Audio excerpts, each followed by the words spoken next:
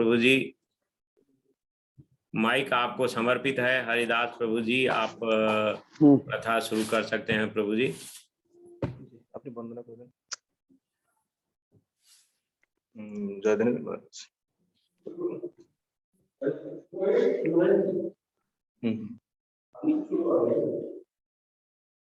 महाराज के আমার হয়তো কথা এখন কথা বলছে।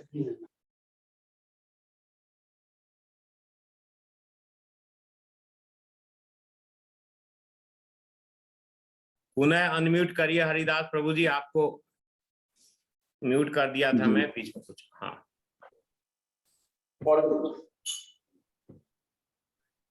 जय श्री श्री गुरु गुरु गौरंग गांधारिका विनाथ बिहारी जी की जय।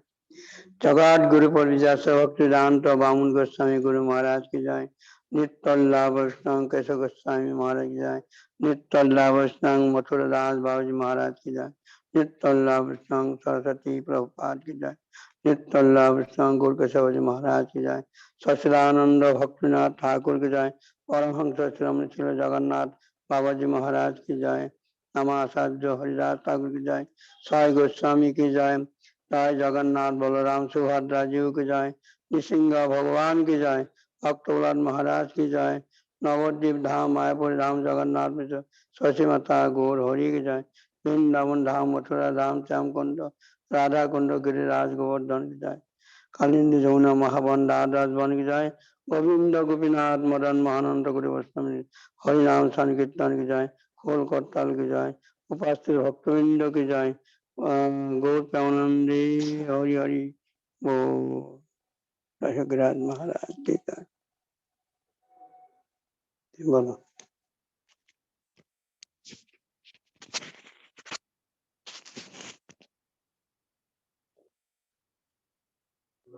गुरवे गौरचन्द्राय राधिकायै तदालये कृष्णाय कृष्णभक्त्याय तद्भक्त्याय नमो नमः। नमः विष्णुपादाय श्रीकेशवप्रियात्मने श्री श्रीमद्भक्तिवेदान्त वामनइति नामिने। नमः विष्णुपादाय आचार्य सिंहरूपिणे श्री श्रीमद्भक्ति प्रज्ञान केशव इति नामिने। नमः विष्णुपादाय कृष्ण पृष्ठाय भूतले श्रीमती भक्ति सिद्धांत सरस्वती नामिने। नमो गौरकिशोराय साक्षात् वैराग्यमूर्ते विप्रलम्ब रसाम्बधे पादाम्भूयते नमो। नमो भक्तिविनदाय सच्चिदानन्दनामिने गौरशक्तिस्वरूप रूपानुगवरायते। गौराविर्भाव भूमेस्तं निर्दिष्ट सज्जन प्रिय वैष्णव सार्वभौम श्री जगन्नाथयते। वंशाकल्पतरुभ्यश्च कृपा सिन्धुभ्य एव च पतितानां पावनेभ्यो वैष्णवेभ्यो नमो नमः। नमो महावदन्याय कृष्ण प्रेम प्रदायते कृष्णाय कृष्ण चैतन्य नाम्ने गौरतिषे नमः। हे कृष्ण करुणा सिंधु दीनबंधु जगत्पते गोपेश गोपिका कांत राधा कांत नमोस्तुते। तप्त कांचन गौरांगी राधे वृंदावनेश्वरी वृषभानुसुते देवी प्रणमामि हरिप्रिय। भक्त्या विहीनामपराध लक्ष्मी क्षिप्तस्य कामादि तरंग मध्ये कृपामयि त्वं शरणं प्रपन्य बिन्दे नमोस्ते चरणारविन्दम्। श्री कृष्ण चैतन्य प्रभु नित्यानंद, श्री अद्वैत गदाधर श्रीवासादि गौर भक्त वृंद। बल हरे कृष्ण कृष्ण कृष्ण हरे हरे, हरे राम राम राम हरे हरे। निताई गौर हरि हरि बोल। बोल गिरिराज महाराज की। सर्वाग्रे मदीय गुरुपाद पद्म जगत गुरु नितला विष्णु विष्णुपाद अष्टो शत श्री श्री सिंह भक्ति वेदांत श्री वामन गोस्वामी गुरु महाराज जी के चरण कमलों में ए दास अधमों का साष्टांग दंडवत प्रणाम। तत्पश्चात मदीय शिक्षा गुरुपाद पद्म परम पूजनीय परम वंदनीय श्री गोवर्धन दास बाबा जी महाराज जी के चरण कमलों में दंडवत प्रणाम। समागत भक्तविंद समागत मातृविंद सबके चरणों में ए दास अधम का यथा यज्ञ दंडवत प्रणाम।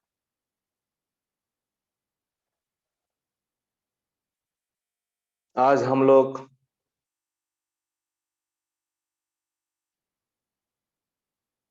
श्रीमद् भागवत महापुराण में जो भागवत की महात्म्य है,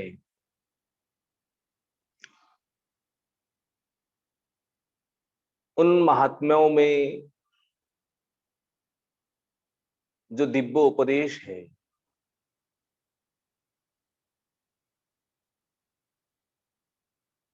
कैसे भक्ति करना है, हमें वैराग्य को कैसे प्राप्ति होंगी, परम ज्ञानी गोकर्ण महाराज अपने पिता आत्मदेव को उपदेश दिए।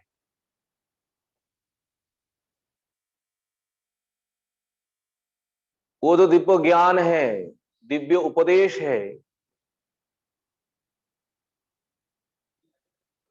भागवत जो महात्मा है, उन महात्माओं का ये सार है। ये पद्म पुराण के अंतर्गत 6 अध्यायों में भागवत महिमा वर्णित है। उन महात्माओं में ये प्रसंग जो है, आत्मदेव, धुंधुली, धुंधुकारी, गोकर्ण। आत्मदेव नैष्टिक ब्राह्मण, परम विद्वान, सत आचार संपन्न गिरस्थ भक्त थे।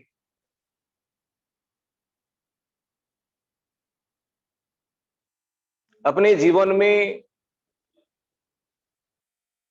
उन्होंने सब कुछ पाए हैं, सब कुछ है, सुविधा है, और एक ही उनके लिए दुखदाय है। वो क्या था? पुत्र। अपुत्र होने के कारण आत्मदेव सदा सर्वदा के लिए दुखी ही रहते थे। पुत्रो न होने के कारण दुख, और जब पुत्र प्राप्त किए तभी भी दुख। ये संसार ऐसा ही है। जो हमारे भाग में है, जो हमारे प्रारब्ध है, वो तो भोगना ही पड़ेगा। आत्मदेव विद्वान होने पर भी इसी माया में, इसी संसार में फंस गए।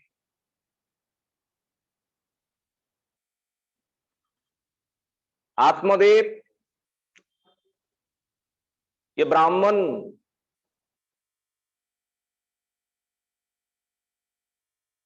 आगे जाकर के 2 पुत्र प्राप्त किए। आप लोग जानते ही है, एक का नाम है धुंधुकारी और एक का नाम है गोकर्ण। और इन दोनों में विशेषण है, वेदव्यास ने विशेषण दिए। धुंधुकारी महाखल, गोकर्ण महाज्ञानी।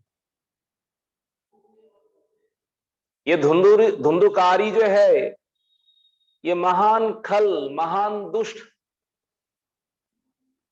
और गोकर्ण महान ज्ञानी, ज्ञानियों का शिरोमणि।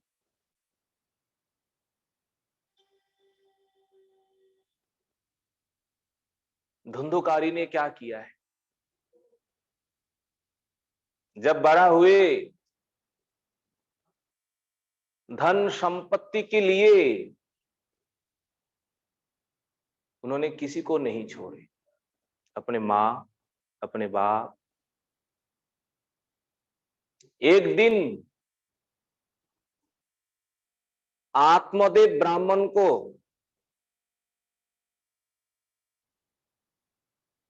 धुंधुकारी ने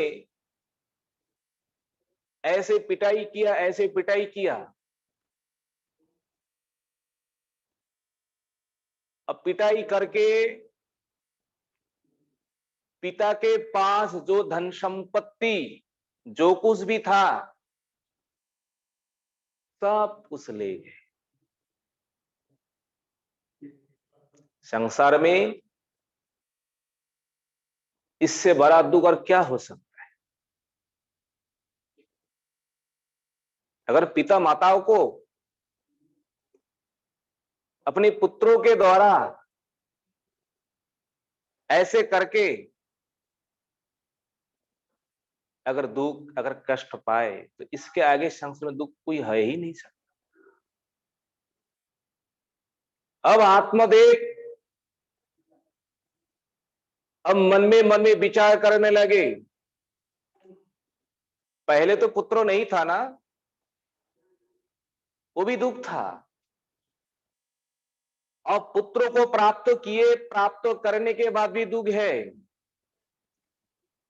पर अप्राप्ति से प्राप्ति में दुख ज्यादा है, इसमें ज्यादा दुख हो रहा है। एक तो पुत्रों का और धन संपत्ति अपने आंखों के सामने सारे नाश हो रहे हैं। एक दिन विलाप करते हुए, रो रो करके आत्मदेव कहते हैं, क्वः तिष्ठामि क्वः गच्छामि, कह तिष्ठामि, कुत्रो तिष्ठामि। अब मुझे कहां रहना है? कुत्रो गच्छामि, अब मुझे कहां जाना चाहिए? देखिए, अगर संसार में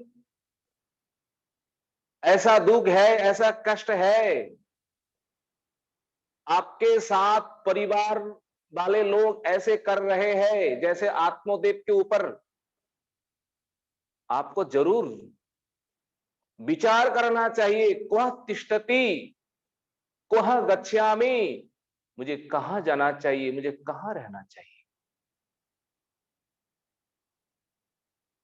ये दुख जो है, इस दुख से मुझे कौन उद्धार करेंगे? इन कष्टों से हमें कौन उद्धार करेंगे? आत्मदेव मन में ये भी सोचा, ये दुख हमें सहन नहीं हो रहा है, कहां जाऊं? प्राणम त्यजामि दुखेन, क्या मुझे अब प्राण त्याग करना चाहिए? ये दुख जो है जब दुख सहन नहीं होता है तब आदमी क्या करते हैं? विवश होकर के अपने प्राण को त्यागते हैं, पर यह संपूर्ण गलत है। अपने प्राणों को नहीं त्यागना चाहिए। कुछ तो उपाय है। भगवान को स्मरण करिए, भगवान के ऊपर विश्वास रखिए, अवश्य ही उस विपत में कोई ना कोई उपाय भगवान आपको दे ही दे। जब ऐसे आत्मदेव दुख कर रहे हैं, अब मुझे कहां जाना चाहिए, उसी समय भगवत कृपा से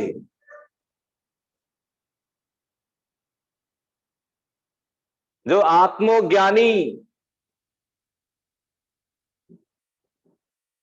परम ज्ञानी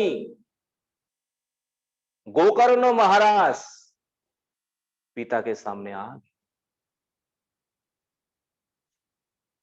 पिता का दुख देख करके गोकर्णों को भी बहुत दुख हुआ। क्या करे, संसार का ऐसा ही नियम है।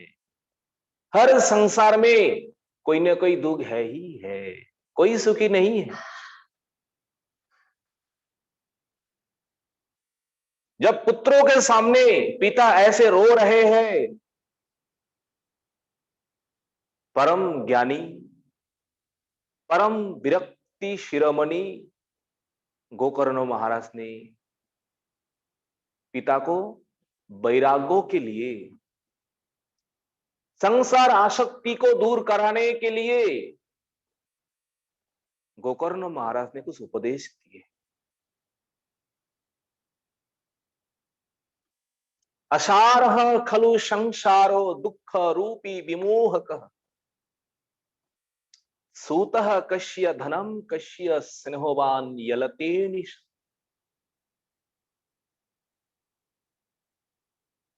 गोकर्ण महाराज स्पष्ट रूप में कहे, पिताश्री ये संसार जो है ना, ये संसार वास्तव में क्या है? संसारः खलु असार। खलु शब्द, खलु होता है निश्चय अर्थ। निश्चय में ही ये संसार जो है, संसार असार है, जहां कोई सार है नहीं। विचार करिए, संसार और असार ये दो शब्द है। संसार सम्यक प्रकारेण, जहां सार वस्तु है वो संसार है, जहां सार वस्तु नहीं है वो असार है।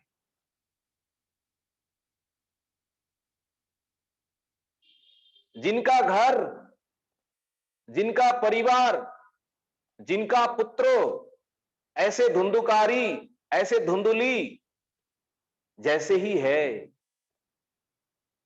तो उनके लिए वो संसार जो है वो संसार नहीं है, वो असार है, उसमें कोई सार वस्तु है नहीं। पर भक्तों के लिए ऐसा नहीं। भक्तों के लिए तो ये संसार ही, इसमें ही परम सार वस्तु है। भक्तों के लिए तो यही परम आश्रय का स्थान है। ये भगवत मंदिर है, ये आश्रम है। नास्तिकों के लिए, भोगियों के लिए ये संसार तो असार है। तो असारः खलु संसारो दुख रूपी विमोहकः।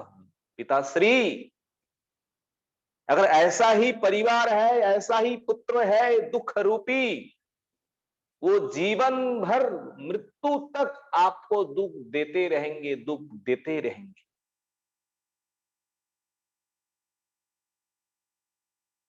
आप छोड़ करके भाग भी नहीं पाए। भाई क्यों छोड़ नहीं पाएंगे? इसलिए आप छोड़ नहीं पाएंगे विमोहकः, आपका बुद्धि उसमें मोहित हुए है। कहां पर? संसार में। तो पिताश्री विचार तो करिए ना, सूतः कस्य धनम कस्य,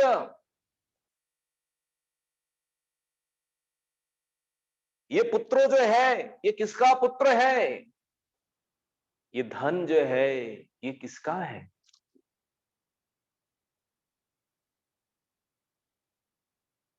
हम लोग सब लोग कहते हैं ये मेरा पुत्र है, मेरा घर है। वास्तव में ये ज्ञानियों का,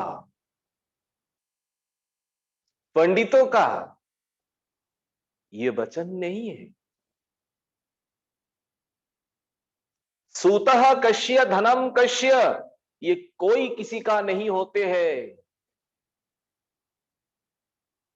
सब अपने अपने कर्म फल भोगने के लिए संसार में आते हैं, अपना अपना कर्म फल भोगते हैं, संसार से चले जाते हैं। आप किसी को भी अपना मानो या ना मानो।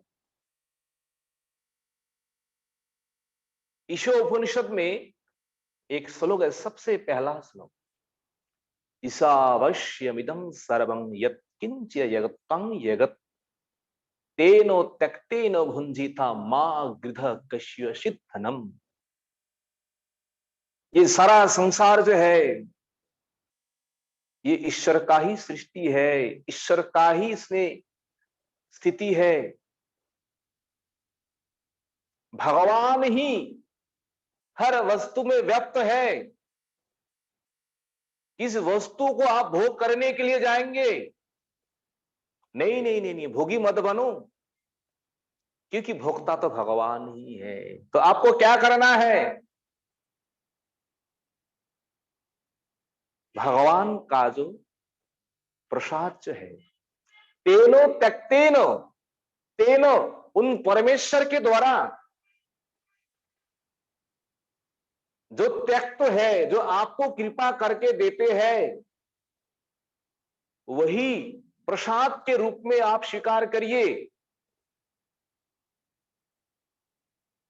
क्योंकि ये आपका धन है नहीं, ये आपका घर है नहीं है, ये आपका पुत्र है नहीं है।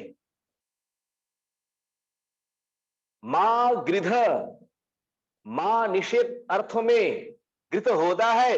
इन धन संपत्तियों के प्रति आप आसक्ति मत करिए। कश्यचित् धनम, किसका धन है, किसका संपत्ति है? सब तो प्रभु का ही है। तो सब प्रभु का ही है, सब भगवान का ही है।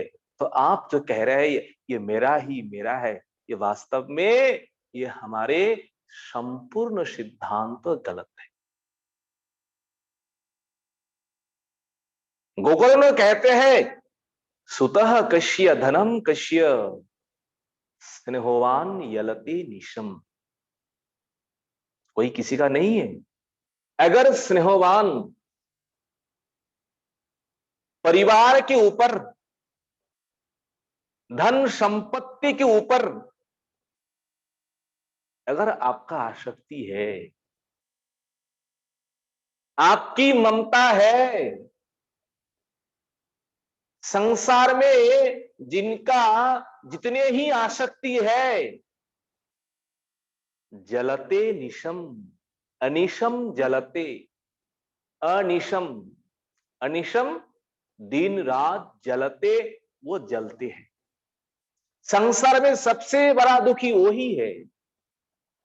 संसार के साथ जिनका ज्यादा संबंध है, संसार के साथ जिनका ज्यादा ममता है, दिन रात वही व्यक्ति जलते हैं। इसलिए पिताश्री, ये संसार तो किसी का ही है नहीं। न चंद्रस्य सुखम कश्चित्, न सुखम चक्रवर्ती न। सुख कहां है, सुख कहां नहीं है। न च इंद्रश्यम सुखम अस्ति। हमारे बात तो छोड़ ही दीजिए, स्वर्गों का राजा जो इंद्र है, उनके जीवन में भी सुख नहीं है।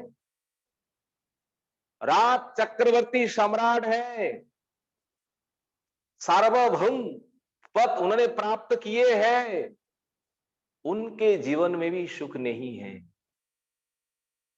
सुखम अस्ति विरक्तस्य मुने एकांत ही विनः। सुख कहां है? द्वितीय लाइन में कहते हैं वेदव्यास, सुखम अस्ति, सुख तो है, ऐसा नहीं है संसार में। बोले सुखम अस्ति विरक्तस्य, विरक्तस्य संसार से जो विराग है, संसार से जो वैराग्य लिए है। मुनि एकांत जीविनः, मुनि जो मननशील है, दिन रात भगवान का चिंतन करते हैं, भगवान का मनन करते हैं, एकांत जीविनः, सबके सामने सबके बीच रहते हुए भी सबसे अलग है संसार में, वही सबसे सुखी है। देखिए संसार में कैसे रहना है, सबके साथ रहिए, रहते हुए भी हम सबसे अलग हैं। एकांत जीविनः, किसी के प्रति ना तो हमारा आसक्ति है, किसी के प्रति ना तो हमारा ममता है, केवल व्यवहारिक जो है वो व्यवहार हम निभाते हैं, पर मन तो भगवान के चरणों में है। यही संसार में सबसे सुखी है। सुखम अस्ति विरक्तस्य मुनेर एकांत जीविनः। इसलिए पिताश्री मुंछा ज्ञानम प्रजारूपम,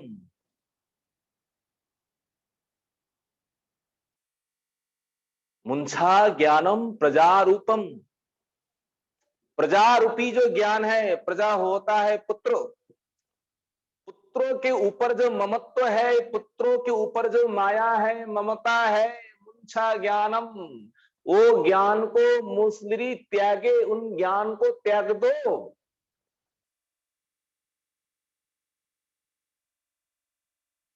अगर नहीं त्यागेंगे मोह तो नरकम गति। गोकर्ण कहते हैं अगर ममता को त्याग नहीं कर पाएंगे परिवार के साथ, संसार के साथ, अगर संसार के ऊपर, परिवार के ऊपर आपका ममता है, मोह है, इसका भी तो एक परिणाम है ना। इसका परिणाम क्या है? निरयो नरके गति, इसका गति नरक है।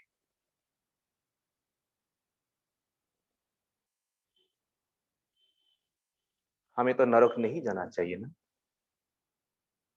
अंतिम समय मन में जो चिंतन होंगे, मन में जो चिंतन करेंगे, गति तो वही होगी। पातयिष्यति देहे अयम, अयम देहो जो है ना, अयम देहो, ये हमारे शरीर जो है, पातयिष्यति पतिष्यति, एक दिन तो पतन हो ही जाएंगे। अनित्य शरीर है, अनिश्वर, नाशवान है, सबका शरीर नष्ट तो हो ही जाएंगे। तो नाशवान शरीर के ऊपर आसक्ति आप छोड़िए। तो आसक्ति छोड़ करके क्या करना है? सर्वम त्यक्त्वा वनम ब्रज, सब कुछ छोड़ करके, सब कुछ त्याग करके, पिताश्री आपसे हम निवेदन करते हैं आप वन में चली जाइए।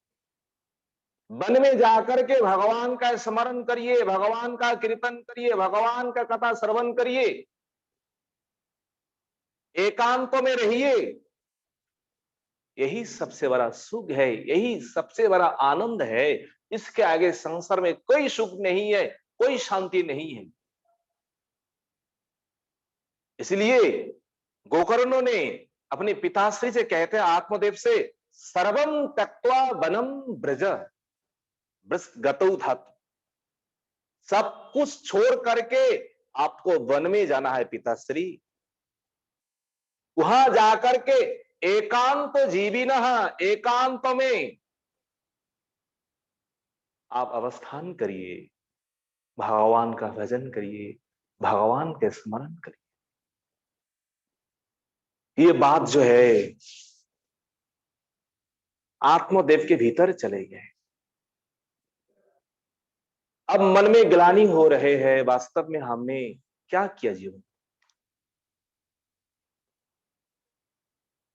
जिन लोगों के लिए हमने इतना कुछ किया है और अंतों में वही लोग हमें कष्ट दे रहे हैं, वही लोग हमें दुख दे रहे हैं। हाय, हमने समय को सब कुछ बिठा गवाया।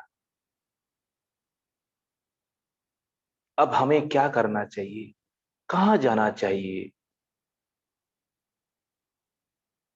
आत्मदेव दन्य करके कहते हैं, बेटा वास्तव में हमने अपना समय को व्यर्थ ही हमने नष्ट किए हैं। अंधो कूपे, अंधो कुएं है कुएं,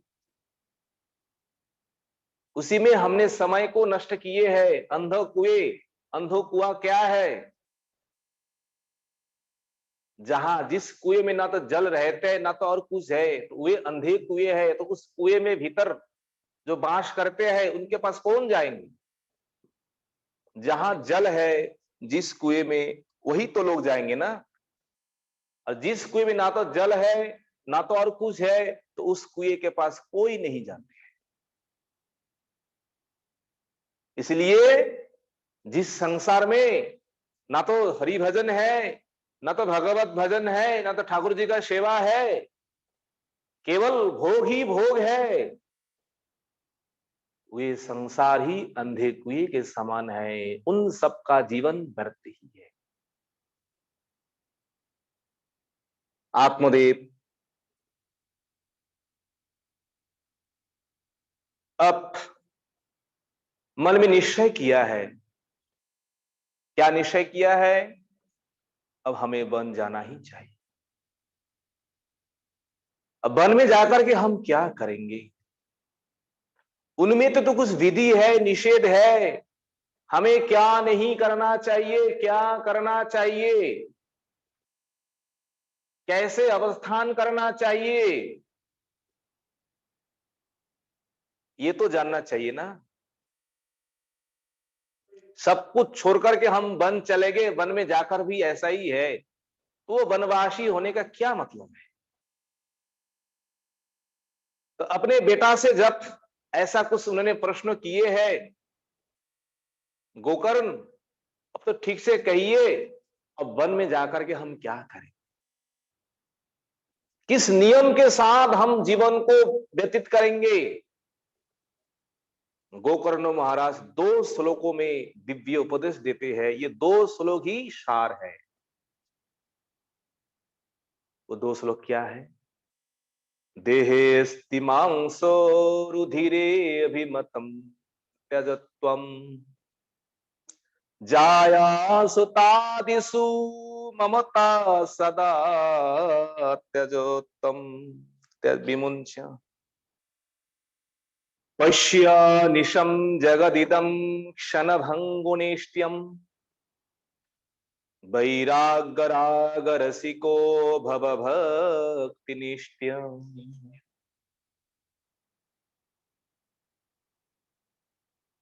देहस्तिमांसो रुधिरे अभिमतिं त्यजत्यम जाया सुतादिषु सदा ममतां विमुञ्च पश्य निशं जगदिदं क्षणभङ्गुनिष्ट्यम् वैरागरागरसिको भवभक्तिनिष्ठ। वन में जाकर के कम से कम तो ये तो ज्ञान होना चाहिए, देहे इस शरीर में क्या है, इस शरीर का रूप क्या है। गोकर्ण जी कहते हैं देहे अस्थि मांस रुधिरे। वास्तव में ये हमारे शरीर जो है, भीतर में अस्थि, अस्थि होता है हड्डी, हड्डियां, मांस, रुधिर, रुधिर होता है खून। ये हर हड्डी मांसों का शरीर है। वात पित्त कफ मल मूत्रों का भंडार है। अभिमतिम त्यज त्वम, त्वम हे पिताश्री, आपको तो सबसे पहले इन शरीर को लेकर, इन शरीर के प्रति अभिमान जो है, इन अभिमानों को त्याग करना है, त्याग देना है। अभिमति त्यजतम।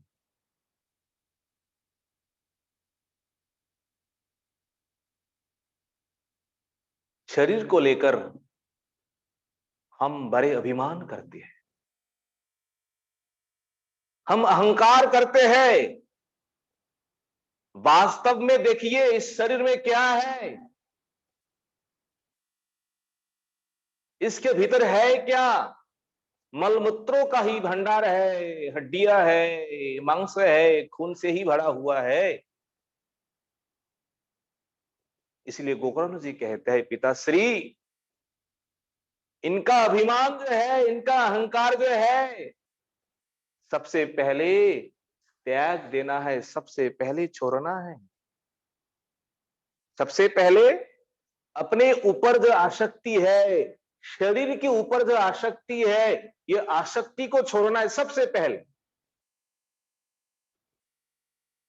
जब शरीर से आसक्ति हट जाएंगे, जाया सुतादिषु सदा ममतांग विमुंच्य। आसक्ति हटने के बाद इसको भी छोड़ना है। जाया सुत आदिषु, जाया पत्नी, सूत पुत्र, आदिषु, आदि शब्दों में अनेक कुछ है। संसार में जो कुछ भी है, इयम मम स्त्री, अयम मम पुत्र, इदम मम गृहम, इदम मम धनम, ये जो आसक्ति है ना, इन पर जो ममता है, जो मोह है, सदा विमुंच्य, सदा हमेशा के लिए दिल से वो मोह को, वो माया को आप छोड़ दीजिए। जाया सुतादिषु सदा ममताम विमुंच्य। कैसे हो पाएंगे? जिनके साथ हमारे संबंध है, बचपन से ही इनके साथ हम रहे हैं, तो इन सबको हम कैसे त्याग करेंगे? हे पुत्र, अगर ऐसा किसी के मन में भावना है, गोकर्ण जी कहते हैं पश्यानिशम जगदिदम क्षणभंगुनिष्ठ्यम। हे पिताश्री, इसको तो देखो, इन संसार को, पत्नी को, पुत्रों को, इन घर धन संपत्ति को तो देखो, ये है क्या? क्षणभंगु निष्ठ्यम, ये क्षण भंगुर है, क्षण होता है, एक क्षण में ही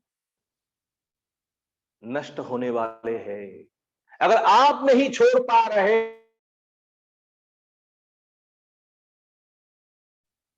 संसार में कोई किसी को रोक नहीं पाएंगे।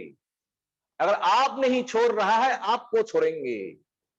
इसलिए सबसे पहले आपको ही छोड़ना चाहिए। अगर आप नहीं छोड़ पा रहा है ना, तो आपके सामने ये वस्तु, ये संसार अगर नष्ट हो जाए, तो इससे बड़ा दुख और संसार में क्या हो सकता है? इसलिए सबके मन में ये भावना होना चाहिए, चिंतन होना चाहिए, अनित्य संसार है, नाशवान है, सबको ही जाना ही होंगे।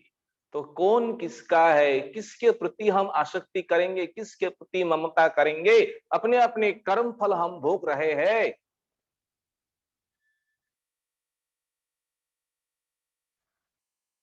ये भावना लेकर क्या करना है? वैराग राग रसिको भव भक्ति निष्ठ्य। केवल संसार हमने छोड़ दिए, सब कुछ त्याग किए, अगर वैराग्य भी किए हैं, वैराग्य भी है, अगर जीवन में भक्ति नहीं है, जीवन में प्रेम नहीं है भगवान के लिए, ये सब कुछ व्यर्थ है।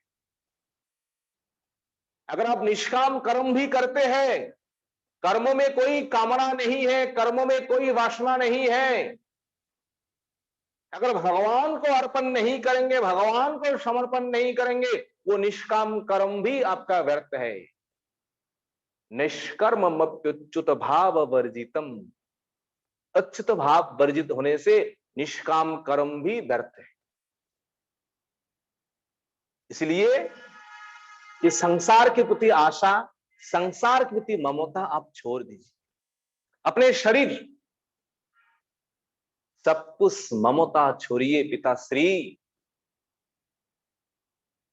शंकराचार्य कहते हैं, अंगं गलितम पलितम केशम दसन विहीन यातो तुंडम वृद्धो याति गृहीत्वा दंडम तदपि न मुंचति आशा पिंडम।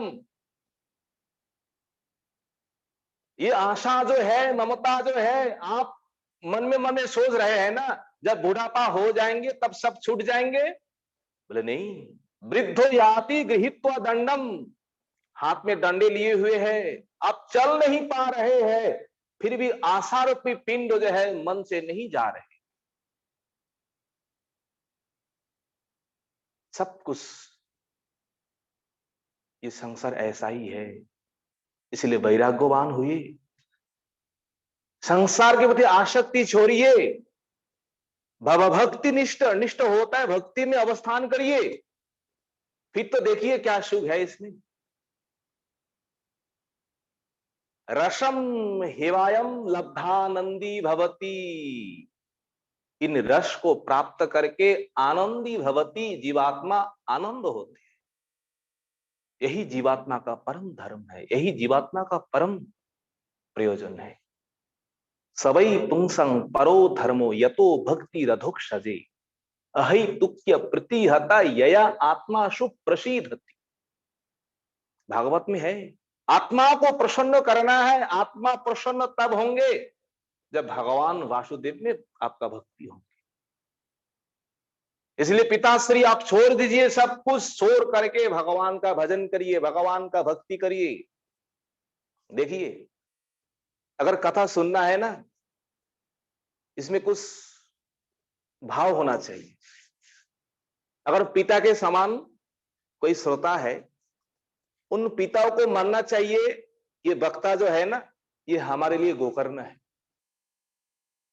गोकर्ण ये हमारे बेटा है और हम उनका पिता है, तो हम संसार में फंसे हुए हैं, तो हमको उपदेश दे रहे हैं, ये उपदेश हमारे लिए ही है।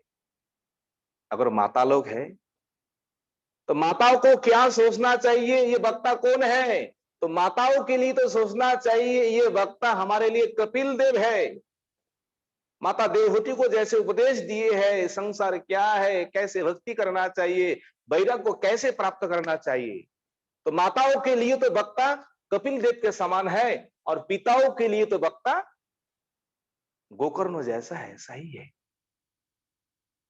आगे कहते हैं, धर्मं भजस्य सततम त्यजलोक धर्मन् सेवस्य साधु पुरुषान् यहि कामतीष्णान् अन्याश दोष गुण चिंतनमास मुक्त्वा सेवा कथा रस महो नितराम पिबत्वम्। धर्मम भजस्य सततम। पिताश्री, धर्मम भजस्य स्वततम, धर्म में वो हमारे जो धर्म है, भजस्य भजन करना चाहिए। हम जीवात्माओं के लिए क्या धर्म है, जीवात्माओं का क्या धर्म है, ये शरीर का धर्म जो है ये नैमित्तिक है, ये निमित्त है। किसी निमित्त के लेकर के ये हम शरीर हम कहते ये हमारा धर्म है, ये हमारा धर्म है, पर जीवात्माओं का ऐसा धर्म नहीं है। जीव कृष्ण नित्य दास कहा भूली गेलो, এই দোষে মায়ায় তারে গলায় বাঁধে। কৃষ্ণ বহির্মুখ হইয়া ভগবাঞ্জা করে, নিকটস্থ মায়া তারে জাপটিয়া ধরে। পিশাসি পাইলে যেন মতিচ্ছন্ন হয় মন, মায়াগ্রস্ত জীবের হয় সে ভাব উদয়। আমি কৃষ্ণ নিত্য দাস এই কথা ভুলে মায়ার নফর হইয়া চিরদিন বলে। কবু রাজা কবু প্রজা কবু বিপ্র শূদ্র, কবু সুখী কবু দুঃখী কবু কীট ক্ষুদ্র। কবু স্বর্গে কবু মর্তে নরকে বা কবু, কবু দেব কবু দৈত্য কবু দাস বা প্রভু। এই মতো ব্রহ্মাণ্ড ভূমিতে কোন ভাগ্যবান জীব গুরু কৃষ্ণ প্রসাদে পায় ভক্তিলতা বিষ, তাতে কৃষ্ণ ভজে করে গুরুর সেবন, माया जाल छूटे पाए श्री कृष्ण चरण। ये जीवात्मा का धर्म है, सभी जीवों का यही धर्म है, कृष्ण का भजन करना है। इसलिए गोकर्ण कहते हैं धर्मम भजस्य सततम, सततम सदा के लिए। त्यजलोक धर्मन, लौकिक धर्म जो है, सांसारिक धर्म जो है, इन धर्म को छोड़िए। इन धर्म से हमारा कोई लेना देना नहीं। अगर हम भगवान का भजन करेंगे तब, जो भगवान का भजन करेंगे उनके लिए कोई लौकिक धर्म, कोई व्यावहारिक धर्म उनके लिए कोई ऐसा नहीं, उसमें कोई दोष भी नहीं। धर्मम भजस्य सततम त्यजलोक धर्मन, सेवश्च साधु पुरुषान यही काम तृष्णान। देखिए गोकर्ण महाराज क्या कहते हैं, सेवश्च साधु पुरुषान, भक्ति के लिए, भगवत प्राप्ति के लिए आपको महात्माओं का, गुरु वैष्णव का सेवन अवश्य ही करना है। सेवश्च साधु पुरुषान यही काम तृष्णान। काम तृष्णा, काम है, क्रोध है, लोभ मोह मत मात्सर्य, यही वहां त्यागे, उनको त्याग दीजिए। हृदय से इन कामनाओं को, इन वासनाओं को त्याग दीजिए।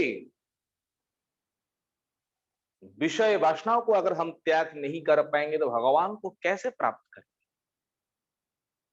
इसलिए तो हरिदास ठाकुर ने कहा है ना, विषय थकीते कृष्ण प्रेम नहीं है, विषय दूरे कृष्ण जानी हो निश। जब तक विषय है हृदय में तब तक प्रेम कहाँ है। विषय से दूर भगवत प्रेम है। इसलिए भगवत भक्ति को पाने के लिए,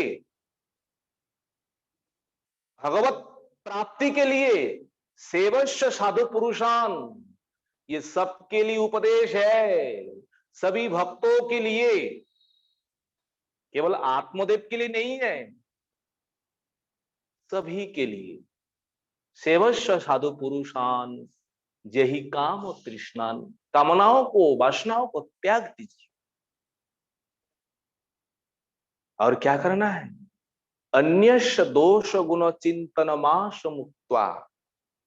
क्या करना है, अन्यस्य दोष और गुण, आशु शीघ्र ही त्याग करना है। ना तो किसी का दोष देखना है, ना तो किसी का गुण देखना है। इन दोनों में साधकों के लिए, भक्तों के लिए सबसे हानिकारक है। अगर सांसारिक लोगों का, उनका हम दोष देखेंगे, उनका हम गुण देखेंगे, इन दोनों में भक्तों का हानि है। भक्ति में भाई गुण में क्या हानि है? दोष चलो कोई बात नहीं है, निंदा नहीं करना चाहिए। किसी का गुण वर्णन करेंगे, किसी का हम उनका महिमा वर्णन करेंगे, जागतिक लोग जैसा ही है, तो इसमें क्या दोष है? भगवान उद्धव से यही कहा है, पर स्वभाव कर्माणि न प्रशंसेत न गर्हेत। हे उद्धव, ये तुमको नहीं देखना है। पर स्वभाव कर्माणि, कोई क्या कर रहा है, कोई क्या नहीं कर रहा है, ये देखने का आपका अधिकार नहीं है। जो अधिकारी है उन लोग देखेंगे, उन लोग विचार करेंगे। किसी का दोष देखना भी तुम्हारा अधिकार नहीं है। किसी का गुण आपको वर्णन करना है, वो गुण वर्णन करना भी आपका अधिकार नहीं। अगर दोष देखेंगे, परमात्मा तो सबके भीतर है ना, परमात्मा असंतुष्ट हो जाए। अगर किसी के प्रति हम आसक्ति हो जाएंगे, अरे मन तो वही चले जाएंगे ना, तो भगवान का भजन अब कब करेंगे? इसलिए भगवान कहते हैं, ना तो किसी के ऊपर आसक्ति होना है, ना तो किसी का निंदा करना है। अन्य दोष गुण चिंतनमास मुक्त्वा। दोष गुण सांसारिक लोगों का किसी का नहीं देखना है। हाँ, गुण तो वैष्णव कीर्तन, वैष्णव महिमा गुणगान करना है। वैष्णव गुणगान कर ले जीवे त्राण, इसमें तो है। सांसारिक लोगों के लिए निषेध है। इसलिए पिताश्री, ये आप त्याग करिए। सेवा कथा रसो महो नितराम पिबत्वम। नितराम, हमेशा, सदा सर्वदा के लिए आपको क्या करना है? सेवा कथा रसम अहो। भगवत सेवा में, भगवत कथा में ये आपको पान करना है। भगवत कथा, भाई कथा भी पान करते हैं क्या? बोले हाँ, ये कथा भी पान, पीव, पीव होता है पान। ये भागवत कथा जो है, भगवान की महिमा जो है, भक्तों का महिमा जो है, सदा के लिए, हमेशा के लिए भक्तों को तो गान करना है, कीर्तन करना है। इसलिए गोकर्ण जी कहते हैं, सेवा कथा रस महो नितराम पिबोत्तम। तुम होते आप, आपको क्या करना है पिताश्री? इन सेवा में ही लगे रहना है। यही भक्ति है। भक्ति और कुछ नहीं है। सेवा, भस धातु सेवम, सेवा, भगवान की कथा। पिबत्वम, आप पान करते रहे। गोकर्णों का जो दिव्य उपदेश है, इन उपदेश को सुनकर आत्मदेव प्रसन्न हुए। वास्तव में अगर जीवन बिताना है, इसी रूप में ही बिताना है। इस पद्धति में ही सुख है, इस पद्धति में ही शांति है। आत्मदेव के भीतर वैराग्य हुए, संसार सब कुछ त्याग थी।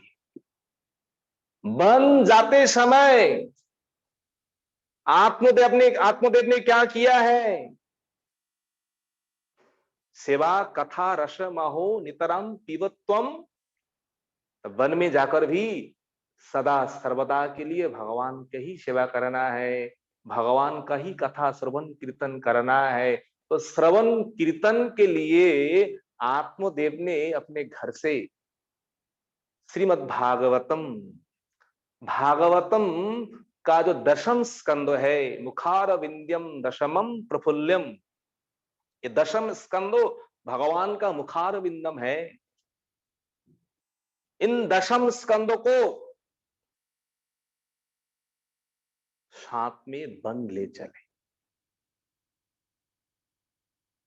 और जिस समय आत्मदेव वन चले गए, उस समय आत्मदेव का उम्र है 60 वर्ष।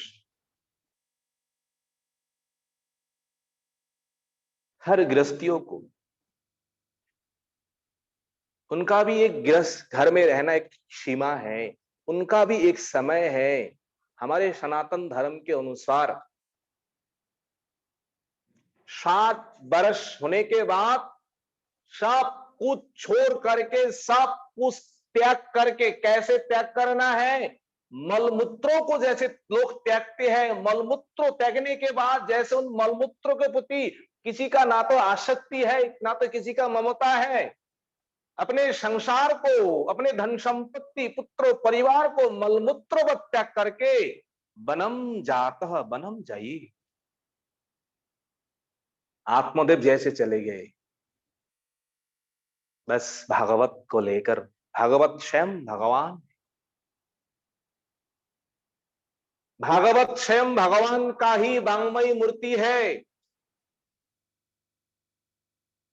भागवत आपके पास है तो भगवान आपके पास है। भागवत कथा सुनते हैं, सुनते नहीं है, अगर सुनने का मन है आज हम भगवत कथा सुनेंगे। भागवत की इतनी महिमा है, सुनते ही हृदय अवरुद्धते, सुनते ही हृदय में जाकर के भगवान अवरुद्ध होता है। भाई ये भक्त आज भागवत कथा सुनेंगे, आज सबसे पहले मैं ही जाकर के उनके भक्त हृदय में बैठ जाऊं। देखिए, अगर हृदय में भगवान को अवरुद्ध करना है, हृदय में भगवान को बैठाना है, ना तो जोग, ना तो तप, ना तो कर्म, ना तो ज्ञान, उनके द्वारा भी भगवान हृदय में अवरुद्ध नहीं होता है। जैसे भक्तों मन में इच्छा करते हैं आज भागवत कथा श्रवण करेंगे, श्रवण करना मात्र ही, इच्छा मात्र ही भगवान जाकर के हृदय अवरुद्ध, भक्तों के हृदय में जाकर के अवरुद्ध होते हैं। इसलिए सभी भक्तों के चरणों में यही निवेदन है, ये भागवत स्वयं भगवान है, इनका सेवा करिए, इनका सेवा ही यही है, इनका कथा सुनिए, दर्शन करिए, पठन करिए, श्रवण करिए, यही हमारे भक्ति है। इसी के द्वारा ही हम भगवान को प्राप्ति करेंगे। इसलिए आत्मदेव सब कुछ छोड़ करके युक्तो हरे रणु नीदम परिचर्यायाशी कृष्ण मापो नियतम दशमस्य पाष्टा, दशम स्कंद नियम पूर्वक आत्मदेव पठन किए हैं, श्रवण किए हैं, और ऐसे करते करते आत्मदेव भगवान को प्राप्त किए। इसके आगे सबसे आसान, सबसे सुलभ, सबसे सहज सरल भगवत प्राप्ति और क्या हो सकता है? इसीलिए कली युग में तो नाम ही आधार, नाम ही सर्वश्रेष्ठ सार है। नाम को आश्रय करके हम सब कुछ करेंगे। भागवत श्रवण करेंगे, नाम को आश्रय करेंगे, सेवा करेंगे, नाम को आश्रय करेंगे। बस यही सहज सरल उपाय है भगवत प्राप्ति के लिए। आत्मदेव भगवत प्राप्ति हो गए, हमको भी इसी मार्ग में चलना है, भगवत प्राप्ति करना है। बस आप सब यही कृपा करिए, वांछा कल्पतरुभ्यश्च कृपा सिन्धुभ्येव च पतितानां पावनेभ्यो वैष्णवेभ्यो नमो नमः। हरे कृष्ण।